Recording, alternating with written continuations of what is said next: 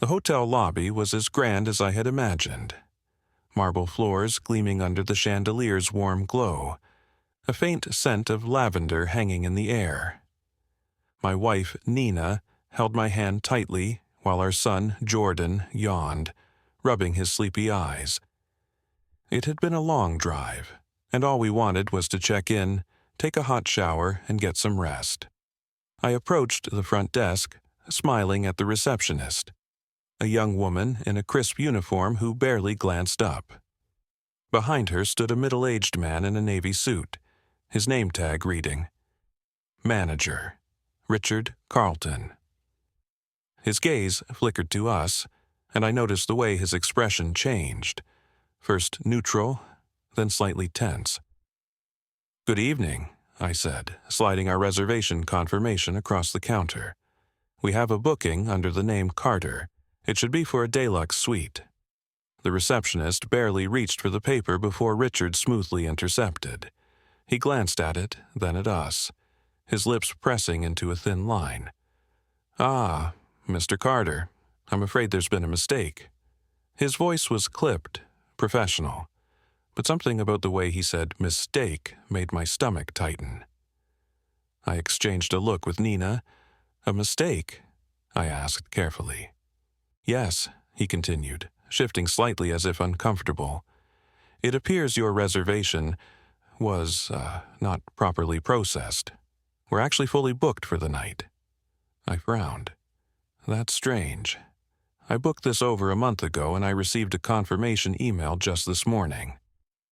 I pulled out my phone to show him, but he held up a hand. "I understand, sir," he said, though his tone suggested the opposite. "But unfortunately, we cannot accommodate you at this time." Jordan tugged at my sleeve. "Daddy, I'm tired." I placed a reassuring hand on his shoulder. "Look, we just drove 6 hours to get here. We're exhausted. Can you double-check? Maybe there's a smaller room available?" Richard sighed, the kind of exasperated sigh people give when they want you to just go away. "I assure you, sir, there's nothing I can do." He turned to the receptionist. "Cancel their reservation." She hesitated, looking between us and him, her fingers hovering over the keyboard. I noticed it then, the way her shoulders stiffened, the nervous dart of her eyes. She knew something wasn't right. Nina let out a slow breath. "Are you telling me that, despite our confirmed booking, you suddenly have no rooms?" Her voice was calm but firm. Richard's smile was tight. "I'm sorry, ma'am. Perhaps you can try another hotel in the area." That's when I noticed them. A well-dressed couple had just walked in, white, middle-aged, the kind of guests hotels love. They strolled up to the counter, and before they could even speak, Richard greeted them with a broad smile. "Welcome. How can I assist you this evening?" The man pulled out his phone. "We're looking for a room. Nothing fancy. Just a king bed if you have one." Richard tapped on the computer, nodding. "Absolutely, sir. We have a few options available." I felt Nina stiffen beside me. My jaw clenched. I turned back to the manager. "I thought you were fully booked?" For a second, just a fraction of a second, Richard faltered. Then his polite mask slid back into place. "We had a last-minute cancellation," he said smoothly. "It's already been claimed." "Just now?" I asked, incredulous. "Yes," he said, and his gaze flickered toward security standing near the entrance. A warning. "Don't make a scene, just leave." My pulse pounded. I could see it now, the unspoken truth behind his words. This wasn't a mistake. This wasn't an overbooking issue. This was about us. Nina squeezed my hand. "Let's go," she murmured. I turned, gripping my son's small hand in mine, my chest burning with unspoken words. They didn't want us here. But what they didn't know, what Richard Carlton was about to realize, was that he had just made the worst mistake of his career. As we stepped away from the front desk, my grip on Jordan's tiny hand tightened. Nina walked beside me, her posture stiff, her jaw clenched in a way that told me she was fighting to keep her anger in check. I exhaled slowly, trying to do the same. We had been through things like this before. Subtle dismissals, polite rejections that weren't really about policies or availability, but about us. And yet, every time, it still hit like a punch to the gut. Jordan yawned again, rubbing his eyes. "Daddy, can we go to our room now?" His voice was soft, confused. I knelt down, brushing his curls from his forehead. "Not yet, buddy. We might have to find another place." He frowned. "But we already have a room. You said so." I swallowed, my throat tight. How do you explain this to a child? People in the lobby had started to notice.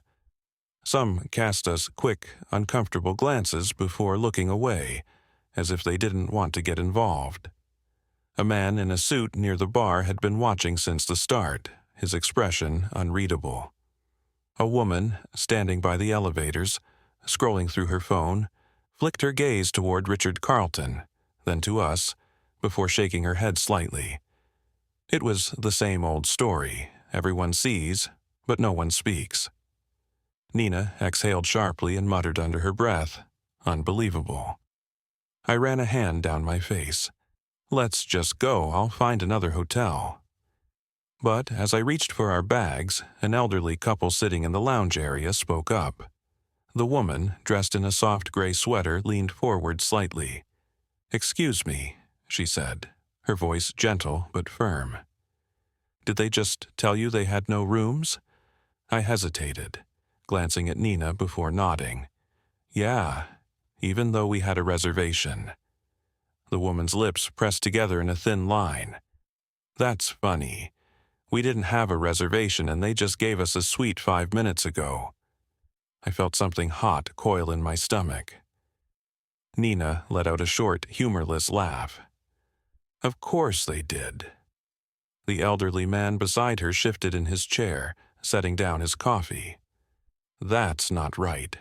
His gaze flickered toward the front desk. "You should say something." I shook my head. "And what good would that do?" "Maybe nothing," the woman admitted. "But if no one ever speaks up, it just keeps happening, doesn't it?" She wasn't wrong. From the corner of my eye, I saw the well-dressed couple who had been given a room earlier. The woman, now holding a keycard, glanced back at us as they walked toward the elevators. She hesitated, her mouth opening slightly like she wanted to say something. But then she didn't. Instead, she tucked the keycard into her purse and walked away. I exhaled slowly. "Come on, let's go."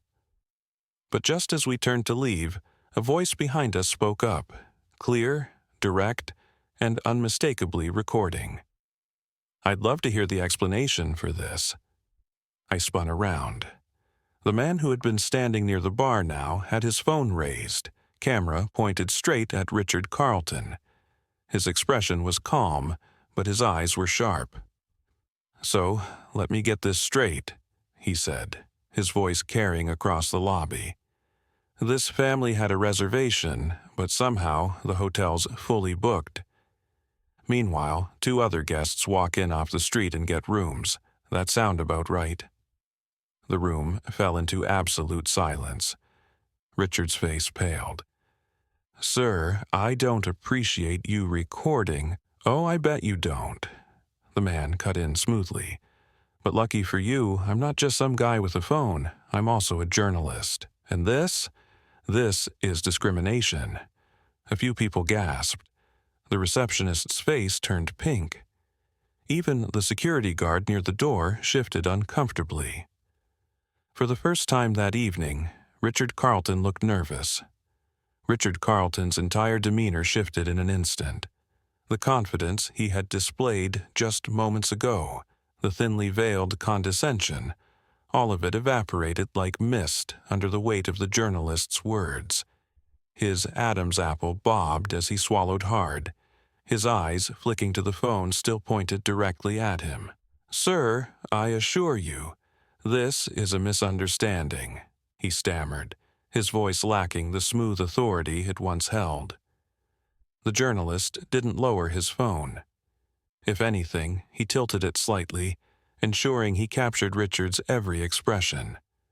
"Oh, I'd love to hear how refusing service to a paying black family while handing out rooms to white guests is just a misunderstanding." A few people in the lobby murmured. Some guests had even stopped what they were doing, their attention now fully locked on the unfolding scene. Richard glanced at the security guard, as if silently pleading for backup. But the guard, sensing the weight of the moment, stayed rooted in place. This wasn't a simple case of a disgruntled guest anymore. This was turning into something bigger. Nina crossed her arms, her voice calm but sharp. "So, what's your excuse now, Mr. Carlton? Still going to claim you're fully booked?" The receptionist, clearly rattled, began typing frantically on the keyboard, her fingers shaking. Actually," she mumbled, "it seems, a suite just became available." Richard shot her a look so sharp it could cut glass, but the damage was already done. The journalist let out a short, humorless chuckle. "Amazing how that works, huh?" He lowered his phone slightly, but I could tell he wasn't done. I could feel my pulse pounding. A part of me wanted to take the room, just to get Jordan into bed, just to end this exhausting night. But another part of me knew that if we just accepted it, people like Richard Carlton would keep doing this. I took a deep breath, locking eyes with him. "You didn't want us here," I said. "You made that very clear." Richard said nothing. The journalist folded his arms. "You might want to fix this. Fast." At that moment, a new voice cut through the tension. "What the hell is going on here?" The sound of heels clicking against the marble floor filled the air. A woman in a sleek black dress and a sharp blazer strode into the lobby, her presence commanding instant attention. I recognized her immediately. Eleanor Hastings, the regional director of the entire hotel chain. Richard turned pale. "Ms. Hastings, She held up a hand, cutting him off. "I was just walking in when I got about 10 texts from people telling me that our flagship hotel is currently starring in a viral discrimination video." Her piercing gaze landed on the journalist's phone. "And now I see why." The journalist lifted his phone slightly. "Oh, I'm sure this is just a misunderstanding, right?" Eleanor exhaled sharply through her nose, then turned her attention to me. "Mr. Carter, is it?" I nodded. "I sincerely apologize for this disgraceful treatment." She turned back to Richard, and her eyes were blazing. "You, my office. Now." Richard opened his mouth like he wanted to protest, but no words came out. He looked trapped, his once smug confidence crumbling into something close to fear. Eleanor turned to the receptionist. "Put Mr. Carter's family in the presidential suite, no charge. And at a full meal service, again, no charge." The receptionist nodded furiously, typing at lightning speed. "Right away, ma'am." I felt Nina stiffen beside me, the weight of what had just happened sinking in. Jordan, still drowsy, clung to my leg, unaware that his tired little yawn had just set off a chain reaction. Richard finally found his voice, his words tumbling out in a frantic mess. "Ms. Hastings, I can explain. I was just following standard procedure." She turned to him, her voice icy cold. "Oh, don't worry, Richard. You'll have plenty of time to explain, to HR." And just like that, the man who had tried so hard to make us feel unwelcome realized he was the one who no longer belonged here. As Richard Carlton walked away, his once proud posture deflated into something almost pitiful. His polished shoes clicked against the marble floor, but there was no confidence left in his stride, only the weight of his mistakes catching up to him. The journalist kept his phone raised, watching every second of Richard's retreat, likely ensuring there was no way this story could be buried. Eleanor Hastings turned back to us, her expression softening. "Mr. Carter, Mrs. Carter, I truly cannot apologize enough. This is not who we are as a company, and it will not be tolerated." I exhaled, finally feeling the tension that had gripped my body begin to ease. "I appreciate that," I said. "But it's not just about us. This happens all the time. And most of the time, no one does anything about it." Nina nodded. "And if it weren't for him," she gestured toward the journalist, "this probably would have been swept under the rug like every other time." Eleanor held our gaze. "Not this time." Her voice was firm, steady. "Richard Carleton is officially on administrative leave as of this moment, pending a full investigation. And I can assure you, given what I've just witnessed, he won't be returning." A murmur rippled through the lobby. Some guests had been pretending not to watch, but now they openly stared, absorbing every word. The journalist smiled slightly. "That's a start." The receptionist, still visibly shaken, hesitated before handing me a sleek black keycard. "The presidential suite is ready for you, sir." I took it, feeling the cool plastic between my fingers. Not long ago, Richard had treated us like we weren't even worthy of a basic room, and now we were being given the best the hotel had to offer. Jordan yawned again, tugging at my sleeve. "Can we go now, Daddy?" I smiled down at him. "Yeah, buddy, we can go now." As we gathered our bags, I turned to the journalist. "I don't even know your name, but thank you." He slid his phone into his pocket and held out his hand. "Nathan Brooks, and you don't have to thank me, just glad I was here to see it." We shook hands. There was something in his grip. A shared understanding. He had seen it all before, too. He had likely lived through it. But this time, the story had a different ending. As we made our way toward the elevators, people whispered. Some nodded at us in silent support. The elderly couple from earlier gave us warm smiles.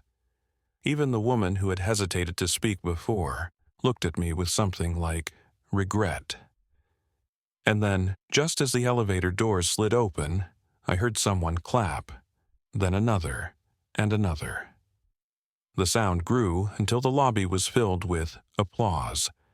I looked around, caught off guard. People, guests, staff, even the security guard were clapping. Not just for us, but for what had happened, for justice. Nina squeezed my hand. I met her gaze, seeing the same emotions I felt mirrored in her eyes: relief, validation, and something close to victory. As the elevator doors closed behind us, I let out a breath I hadn't realized I was holding. Tonight, we had been denied a room.